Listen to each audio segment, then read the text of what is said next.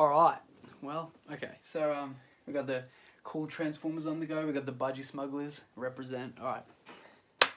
Hey everyone, how you doing? I hope you guys are doing good, I hope we're doing gooby, I hope things are coming up Millhouse. Today I wanted to focus on, basic human interaction, basic human, little details in basic human psychology that could give us tips and tricks about meeting new people, figuring out how people tick. Because, dealing with people all the time, talking with people, meeting new people, it could be a struggle to some of us. So, yeah, tips and tricks can always help us. So, first topic I wanted to talk about is behaviour, human behaviour, and how easily that's influenced. Rather that be about, like for example, someone online talking smack about someone else. If they see that person in real life, they're more than likely not even going to interact with them at all. Because the biggest fact I wanted to bring up today, the first subject I wanted to talk about is... I talked about this with Josh the other day as well, is that your environment dictates your behaviour. It's not the other way around. Your behaviour does not dictate the environment. Your environment dictates your behaviour. And environment, it could be like whatever place you're at, what people you're around. So that'd probably be like at the office building, you'd be pretty professional, keep things PG. Talk to people with a level of respect, integrity, and intelligence. But when you're around your friends, you're completely different filter. Completely different person. You're the person that your friends know than what the people at work know about you. So there's almost like alter egos. There's different masks about you. There's a mask you wear around your friends, and there's a mask you wear around other people.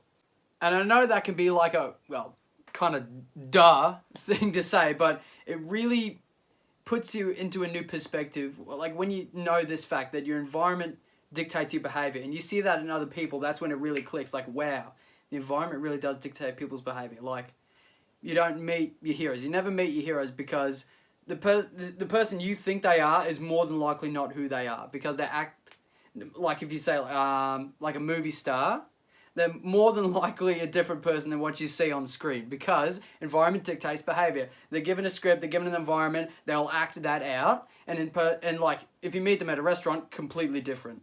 Like, you're not going to go to 7-Eleven and meet the Flash Gordon.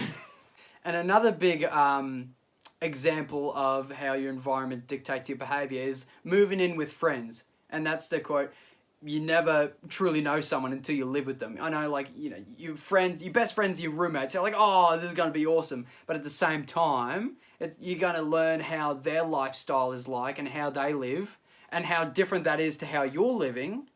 And they're going to be very unforgiving about the way they live. And so are you. You're going to be very unforgiving about the way you live. So that could clash into something. Your lifestyles could clash. Your living styles could clash. And say one's more messy than the other. One's a clean freak and the other's messy. They probably wouldn't live together very long or very well. I remember one of my best friends. He had some, family issues.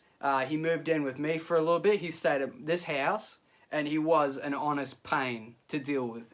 I love the guy, but he is a pain sometimes. He really does. He kills me. He really does kill me. But by far, the best example of how an environment can dictate your behavior is Hollywood. It's Hollywood. Sex, drugs, rock and roll, the whole spiel, we know it. And so many people are infected and changed by this environment because it it sort of eggs them on and leads them down this path of destruction, and really affects people. The best example that comes to the top of my head is Panic at the Disco, Brendan Urie. I'm pretty sure I did a song about it. It was the one with the Muppet. Dancing's Not a Crime, that's it. Yeah, he was affected by Hollywood, sex, drugs, and rock and roll. A couple of people might have been too. I'm pretty sure Robert Downey was, before, way before he did Iron Man. Well, I mean, there's some bad people at the start. They got worse. James Corden, Amy Schumer. I want to say Mel Gibson, but I'm not sure. But anyway, what I'm trying to say is Hollywood is the best example of how your environment can dictate your behavior. Now, here's a heavy hitter. History's greatest mass murderer, Adolf Hitler, is another great example of how your environment dictates your behavior. Not only did he get the power that he needed to commit the atrocities that he did, but he also surrounded himself with these, you know, sick, opportunistic people, these sick extremists. They, you know, they really hated the Jewish, and they all really, really soured him. Of course, Adolf hated them to an extent as well. But, you know, all this circle that all hated the Jewish, they all corrupted each other, they all soured each other, and eventually it culminated in one of history's worst atrocities. So this is, again, no sympathy towards one of the greatest mass murderers of all time. I'm just saying that the people who you surround yourself with can really sour your person. It can really affect you. So you got to be careful with who you let in your inner circle. You got to be careful about who you let is in your inner circle. You got to be careful about the environment you let dictate you. Andrew Tate is also kind of similar in that vein as well, because he surrounded himself in a lot of yes people, a lot of people that encouraged and egged on his stupid ideas. Not stopping him. They didn't stop and be like, oh, wait, hang on, no, that's not the right way to think. They just wanted their scoop. They wanted their part in it. They were going, They didn't stop them. They were letting him divulge in these ridiculous and stupid ideas and his ridiculous, idiotic mindset that he has. It's just like, whatever, talking about bringing back masculinity is. I mean, Andrew Tate, in all honesty, I don't think you're going to bring back masculinity by going up in your treehouse and putting out signs saying, no girls allowed, cootie-free zone. You can really affect your person if you surround yourself with a lot of enablers.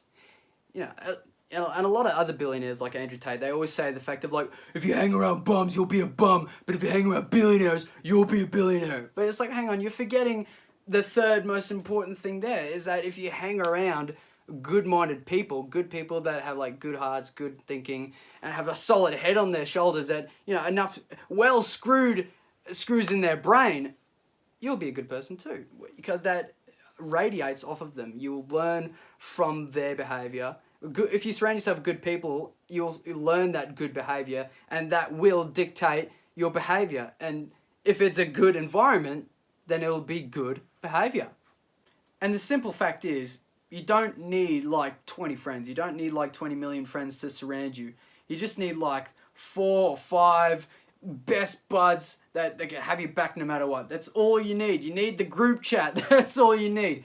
Because like, throughout my life anyway, I've learned how to gauge people and how like meaningful they can be to me. Not like, you know, get out of my face. It's just kind of like, well, do I want them to be a friend or do I want them to be an acquaintance? You know, there's a lot of different people out there, and you got to be careful who you surround yourself with in your circle, because again, they could really sour your person. Like example, if you like, someone's like, oh hey bitch, you want to get sushi for lunch? Probably toxic. Don't even bother. Oh, did you hear that X celebrity did X thing? Oh, they're so getting cancelled. Waste your time. Don't even bother. Oh, yeah, mate, you got a broken door? Yeah, no worries, I'll stop by after work and help you fix it. That's a good one. You keep that friend. You keep that friend. You know why? Because they take time out of their day to help you because they like you. That is a good friend. You keep that one. You help them. And you surround yourself in that. You surround yourself in that where you all help each other. Good environment equals good behavior. So yeah, I know that was kind of a quick and sporadic one, but I do hope you I don't know, I've at least expanded your mindset a little bit. That's all I could really ask for. So yeah, so I hope you guys enjoyed this video. Dream big, dream safe, and you are loved by God.